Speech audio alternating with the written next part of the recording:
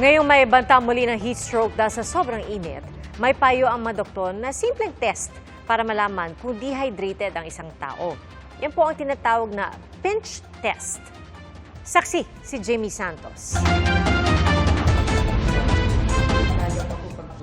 Bahagyang bumaba ang heat index dahil sa naranasang shear line sa bandang Cagayan Valley ayon sa Pag-asa.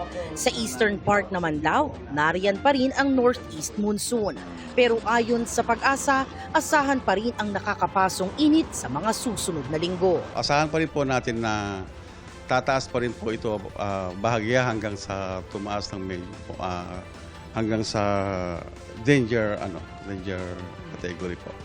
By siguro mga third week na naman ng March up to April and May na po.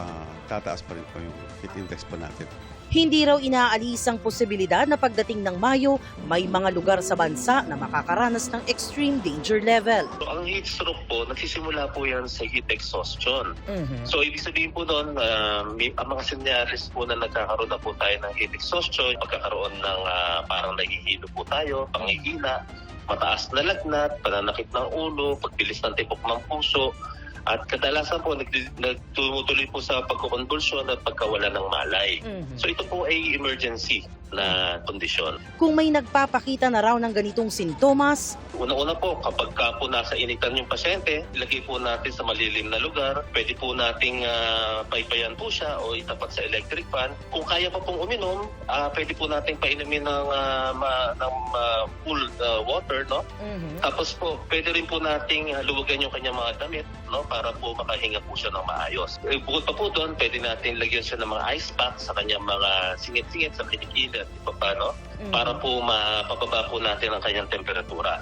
Pagka po medyo na-stabilize po natin, tandaan po natin, emergency po ito, kailangan po natin madala pa rin sa ospital ng pasyente. pwede rin daw gawin ang pinch test para malaman kung ikaw o ang isang tao ay dehydrated na. Pinch test po na tinasabi po ninyo, yun po ay senyales na nakukulang na po ng tubig yung ating pong pasyente.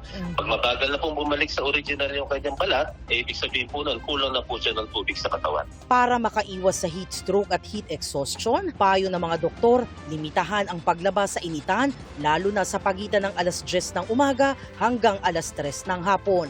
Uminom ng maraming tubig. Umiwas daw sa mga inumin na nakaka-dehydrate tulad ng alak, soft drinks at kape. Proteksyonan ng sarili kung di maiiwasang lumabas. Gumamit ng payong at magsombrero. Para sa GMA Integrated News, ako si Jamie Santos, ang inyong saksi.